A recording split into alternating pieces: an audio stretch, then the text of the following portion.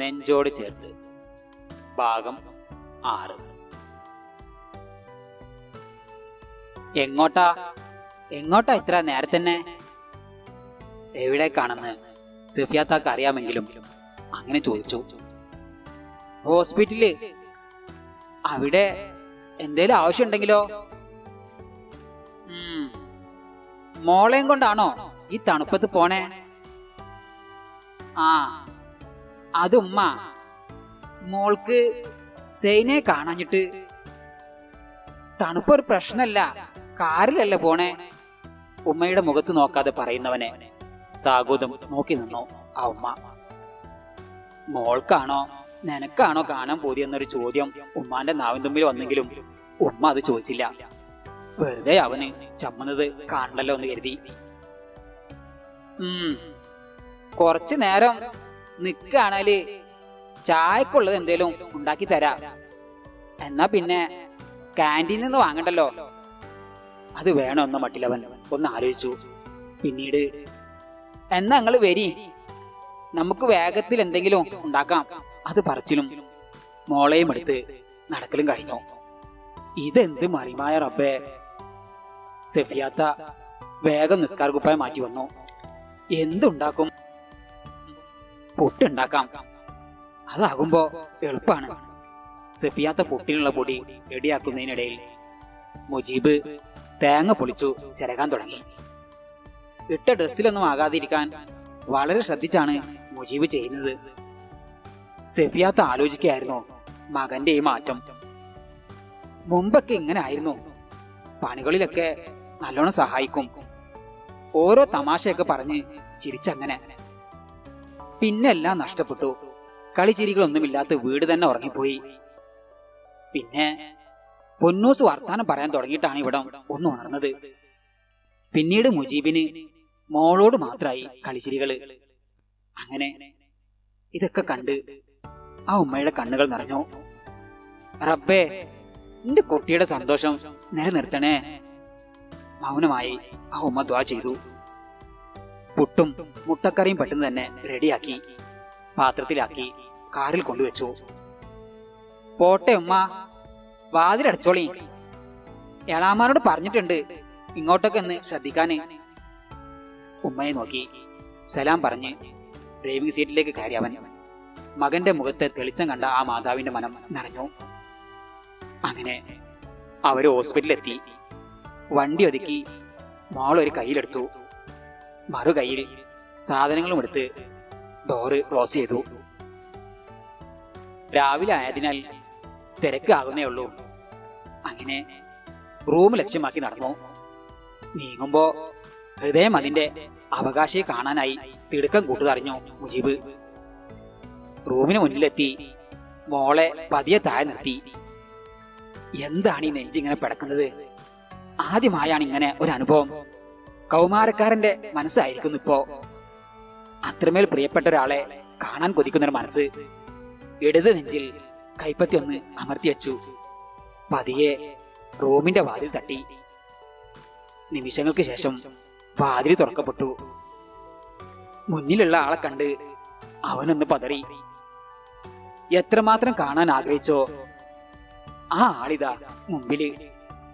പക്ഷേ എന്തിനാണ് ഈ പതർച്ച എനിക്ക്?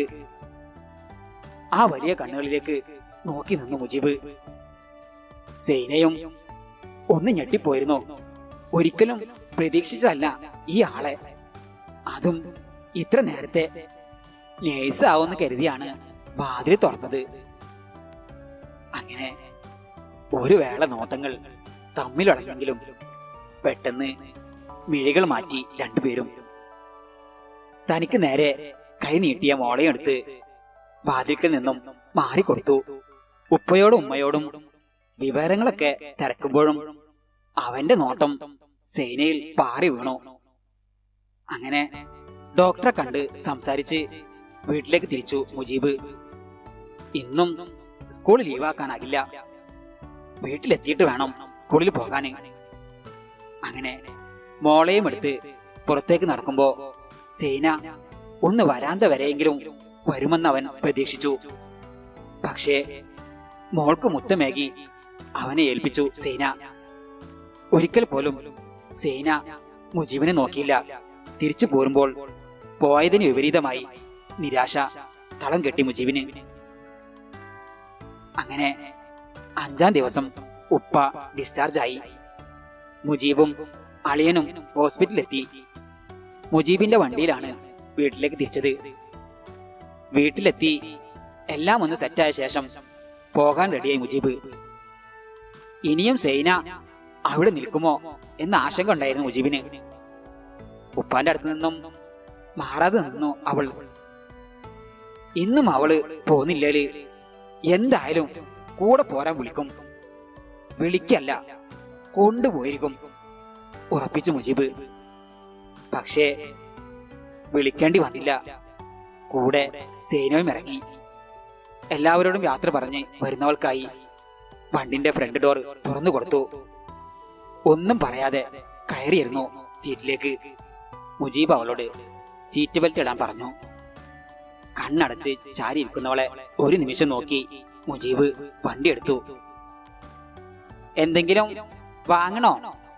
ഒന്നും മിണ്ടാതിരുന്നപ്പോൾ മുജീബ് അവളോട് ചോദിച്ചു. എന്നൊരു മോളിൽ മറുപടി നൽകി. അങ്ങനെ ഒരു മൊബൈൽ ഫോൺ ഷോപ്പിന് മുമ്പിൽ വണ്ടി നിർത്തി ഇറങ്ങി. നല്ലൊരു ഫോണ് തന്നെ വാങ്ങി. കാറിൽ വന്നിരുന്ന് അത്യധികം സന്തോഷത്തോടെ അവൾക്കായി ആ ഫോൺ നീട്ടി മുജീബ്. വേണ്ടാന്നോ വേണമെന്നോ ഒന്നും പറയാതെ ആ ബോക്സ് വാങ്ങി മടിയിൽ വെച്ചു സൈന. ഇത് കണ്ടപ്പോ മുജീബ് ചോദിച്ചു, ഒന്നും മിണ്ടാതെ സൈന ഉടനെ തന്നെ ബോക്സ് ഓപ്പൺ ചെയ്തു. ഒന്നും മിണ്ടാതെ ബോക്സ് ഓപ്പൺ ചെയ്യുന്നതും നോക്കി നിന്നു മുജീബ്. എന്തെങ്കിലും ഭാവം അവളിലുണ്ടോ എന്ന് നിരീക്ഷിച്ചുകൊണ്ട്. പക്ഷേ ഫോൺ ഒന്ന് നോക്കി അതേപോലെ മടിയിൽ വെച്ച് സീറ്റിലേക്ക് ചാരി കണ്ണുകൾ അടച്ചു. ഇനിയൊന്നും ചോദിക്കാനോ കേൾക്കാനോ ഇല്ലെന്ന പോലെ. അപ്പോ പിണക്കം നിസ്സാരല്ല ഓർത്തുകൊണ്ട് വണ്ടിയെടുത്തു. വീട്ടിലെത്തിയപ്പോഴേക്കും വൈകുന്നേരമായി. മോളെ കളിപ്പിച്ചുകൊണ്ട് സൈന ഉമ്മയുടെ മുറിയിൽ കൂടി. കുറച്ചു ദിവസം അവളെ കാണാത്തതിനുള്ള പരിഭവത്താല് പൊന്നൂസ് ഉമ്മകൾ കൊണ്ട് മൂടി. ഓരോരോ കഥകൾ പറഞ്ഞ് സൈന മോൾക്ക് ഭക്ഷണം കൊടുത്തു. ഭക്ഷണം കഴിക്കുമ്പോ സൈനയോട് ഉമ്മ ഓരോന്നൊക്കെ ചോദിക്കുന്നുണ്ട്. അതിന് അവള് പതിഞ്ഞ സ്വരത്തിൽ മറുപടിയും പറയുന്നുണ്ട്. അവരെ തന്നെ ശ്രദ്ധിച്ചിരുന്ന മുജീബിന് കുറച്ചൊക്കെ ദേഷ്യം വരുന്നുണ്ടായിരുന്നു. താൻ ഒരാളിവിടെ പന പോലെ ഇരുന്നിട്ടും തന്നെ കാണുന്നില്ല രണ്ടുപേരും. അങ്ങനെ വേഗം കഴിച്ച് തന്റെ പ്ലേറ്റുമായി എഴുന്നേറ്റ് പോയി മുജീബ്. പാത്രം കഴുകി വെച്ച് കുടിക്കാനുള്ള വെള്ളവും എടുത്ത് മുറിയിലേക്ക് പോയി മുജീബ്. സൈന സാവധാനം ഭക്ഷണം കഴിച്ചു. അടുക്കള ഒതുക്കാൻ ഉമ്മയോടൊപ്പം കൂടി. സൈനയോട് സംസാരിച്ചു തുടങ്ങുന്നതിന്റെ ട്രയൽ നടത്തുകയായിരുന്നു ഈ സമയത്ത് മുജീബ് മുറിയില്. ബിഎഡിന് ട്രെയിനിങ് പീരീഡിലാണ് ഇങ്ങനെ കണ്ണാടി നോക്കി പ്രാക്ടീസ് ചെയ്തിരുന്നത്. ഇപ്പോ തന്റെ ഭാര്യയോട് സംസാരിക്കാൻ തന്റെ ഒരു അവസ്ഥ. എന്തായാലും ആദ്യം തന്നെ സോറി പറയാം. എങ്ങനെ പറയണം? ഇങ്ങനെ പറഞ്ഞാലോ? ഇങ്ങനെ തുടങ്ങിയാലോ? ഓരോ കോപ്രായങ്ങൾ അവൻ കാട്ടിക്കൂട്ടി. അവന് തന്നെ ചിരി പൊട്ടിപ്പോയി. സമയം കുറെ ആയല്ലോ. അവൾ ഇതെവിടെ? റൂമിന്റെ നീളം അളക്കാമെന്ന പോൽ നടത്തം തുടങ്ങിയിട്ട് നേരം കുറെയായി. ഇതിപ്പോ നേരെ നടന്ന കോഴിക്കോട്ടേക്കെത്താം. സൈന എവിടെ? വരാൻ എന്താ ഇത്ര താമസം? മുജീബിന് ക്ഷമ കെട്ടു. അവസാനം ചാരിയ വാതിൽ തുറന്ന് തല മാത്രം പുറത്തേക്കിട്ടു. ഇതെന്താപ്പോ? ഹാളിലെ ലൈറ്റൊക്കെ ഓഫാണല്ലോ. അപ്പോ സൈനയോ? ഉമ്മ കിടന്നോ? പതിയെ മുജീബ് ഉമ്മയുടെ മുറിയുടെ മുന്നിലെത്തി. അകത്ത് ബെഡ് ലാമ്പിന്റെ വെളിച്ചമുണ്ട്. ചാരിയ വാതിൽ ഒന്ന് തുറന്നു. ബെഡിൽ ഒരു സൈഡില് ഉമ്മ കിടക്കുന്നുണ്ട്. മറുവശത്ത് താൻ അന്വേഷിച്ചു വന്നവള് കിടക്കുന്നു. ഇതെന്താപ്പോ? ഉമ്മാന്റെ അടുത്ത് വിളിക്കാനും വയ്യ, പോകാനും വയ്യ. ഇനി എന്ത് വേണ്ടെന്നറിയാതെ വാതിലും ചാരി നിന്നു മുജീബ്. അല്പനേരത്തിന് ശേഷം മകൻ പിന്തിരിഞ്ഞു പോയതറിഞ്ഞ് സഫിയാത്ത കണ്ണു തുറന്നു. അറിയാമായിരുന്നു സഫിയാത്താക്ക് ഇന്ന് അവൻ റൂമിലേക്ക് വരുമെന്ന്. ആ ഉമ്മയുടെ ചുണ്ടിലൊരു പുഞ്ചിരി വിടർന്നു. ജീവിതത്തോട് അവന് ഇഷ്ടം തോന്നി തുടങ്ങിയിരിക്കുന്നു. അൽഹംദുലില്ലാ എന്ന് പറഞ്ഞു ആ ഉമ്മ. ജീവിത വഴിയിൽ തനിച്ചായി പോകുമോ എന്ന് പേടിയായിരുന്നു. അവന്റെ മനസ്സൊന്ന് മാറാൻ, ഒന്ന് സന്തോഷിക്കുന്നത് കാണാൻ പടച്ചോനോട് തേടാത്ത നേരമില്ലായിരുന്നു. ആ പ്രാർത്ഥനകളുടെ ഫലമായാവാം സേനയെ പോലെ ഒരു പെൺകുട്ടി അവനക്ക് കിട്ടിയത്. അതല്ലേലും അങ്ങനെയാണല്ലോ, പടച്ചോൻ അങ്ങേയറ്റം പരീക്ഷിക്കും. കണ്ണീരൊഴുക്കിയ ദുആകൾക്കെല്ലാം ഫലമായി പിന്നെ ഒരു പൂക്കാലം തന്നെ തരും. സേന ഇന്നിവിടെ കിടക്കാമെന്ന് പറഞ്ഞപ്പോ ആദ്യം ഒന്ന് അമ്പരന്നാണ് ഞാൻ. മുറിയിൽ പോയി കിടക്കാനും പറഞ്ഞതാണ്.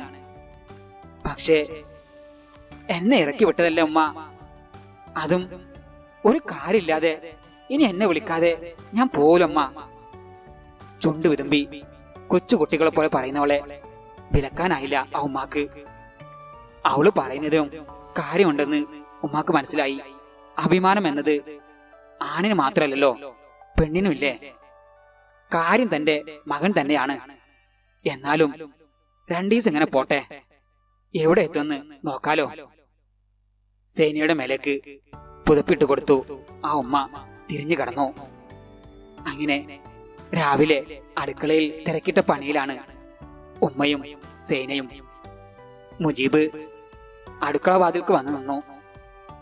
സേന പാത്രം കഴുകാണ്. ഇട്ടിരിക്കുന്ന ചുരിദാറിന്റെ മുൻവശം നനഞ്ഞിട്ടുണ്ട്.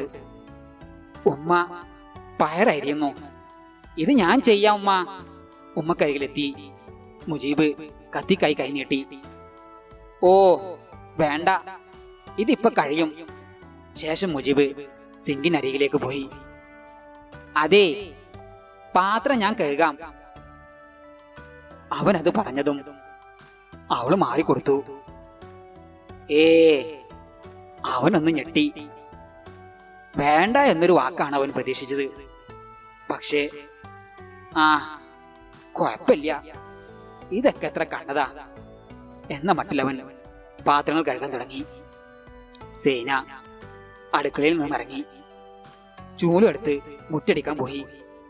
ഛേ, ഒന്ന് മിണ്ടിയില്ലേലും അവളോടൊത്ത് നിൽക്കാലോ എന്ന് കരുതിയത്. ഇതിപ്പോ ഇഴിഞ്ഞ ഭാവത്തോടെ പാത്രം കഴുകുന്നവനെ കണ്ട് സഫിയാത്ത ചിരി അമർത്തി. എല്ലാം കഴുകി കഴിഞ്ഞ് വേഗം മുറ്റത്തേക്ക് ഇറങ്ങി മുജീബ്. വീടിന്റെ മുൻവശം മുറ്റമടിച്ചു കഴിഞ്ഞ് അടുക്കള ഭാഗത്ത് എത്തിയിട്ടുണ്ട്. ഞാൻ ചെയ്യാമെന്ന് പറഞ്ഞ ചൂല് തന്റെ കയ്യിൽ തരുമോ എന്ന് പേടിച്ച് ആ സാഹസത്തിന് മുജീബ് മുതിർന്നില്ല. വെറുതെ അവളെ ചുറ്റിപ്പറ്റി തിരിയുന്നതിനിടയിലാണ് എലാമ വന്നത്. കയ്യിലൊരു പാത്രമുണ്ട്. മോളെ സേന, ഇന്നലെ വന്ന് നിന്നെ കാണാൻ പറ്റിയില്ല. അതപ്പോ നേരത്തെ പോന്നത് അവളുടെ കയ്യിൽ പിടിച്ച് എളാമ പറഞ്ഞു. സേന അവരെ നോക്കിയൊന്ന് പുഞ്ചിരിച്ചു. മോളെ, നീ ഇവിടെ ഇല്ലാഞ്ഞിട്ട് ആകെ ഒരടങ്ങാറായിരുന്നോ? ഉപ്പാന്റെ വിവരെന്താ? എളാമാന്റെ ചോദ്യങ്ങൾക്ക് പുഞ്ചിരിയോടെ മറുപടി പറയുന്നവളെ നോക്കി നിന്നു മുജീബ്. ഭാവങ്ങൾ മിന്നിമറയുന്ന കണ്ണുകളും പുഞ്ചിരിക്കുമ്പോൾ കാണുന്ന നുണക്കുഴികളും എന്നോട് സംസാരിക്കാനേ വയ്യാത്തുള്ളൂ. അവന്റെ ഹൃദയം പരിഭവിച്ചു. മോളെ, ഇത് കുറച്ച് കോഴിക്കറിയാ, എന്നാ കൊണ്ടുപോയി വെച്ചാളാ. വർത്താനം കേട്ട് സഫിയാത്ത ഇറങ്ങി വന്നു. കറിയുമായി അകത്തേക്ക് പോയവളെ പിന്തുടർന്ന് മുജീബ് പോയപ്പോ ഒരു ചിരിയോടെ സഫിയാത്ത എളാമാനെ കണ്ണു കാണിച്ചു. എളാമയും ആ ചിരിയിൽ പങ്കുചേർന്നു. അങ്ങനെ വൈകുന്നേരം മോളെ കുളിപ്പിച്ച് ഡ്രസ് ഇട്ട് കൊടുക്കുമ്പോഴാണ് മുജീബ് സ്കൂൾ വിട്ടു വന്നത്. മോളെയും എടുത്ത് കൊഞ്ചിച്ചവൻ മുറിയിലേക്ക് പോയി.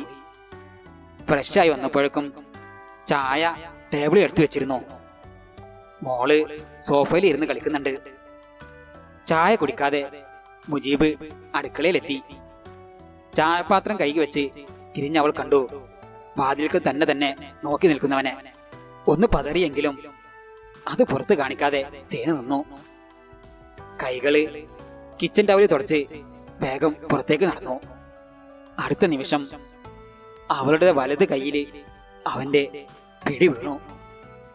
ഞെട്ടലോടെ മുഖമുയർത്തി അവൾ കൈകൾ വിടിക്കാൻ ശ്രമം നടത്തി. അവളുടെ ഇരു കൈകളും തന്റെ കൈവെള്ളയിലേക്ക് കൂട്ടിപ്പിടിച്ചവൻ ആ കൈകൾ തന്റെ നെഞ്ചോട് ചേർത്തു.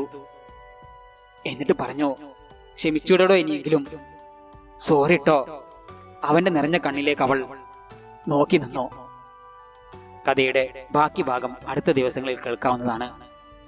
കഥ നിങ്ങൾക്ക് ഇഷ്ടപ്പെട്ടുവെങ്കിൽ ലൈക്ക് ചെയ്യാൻ മറക്കരുത്.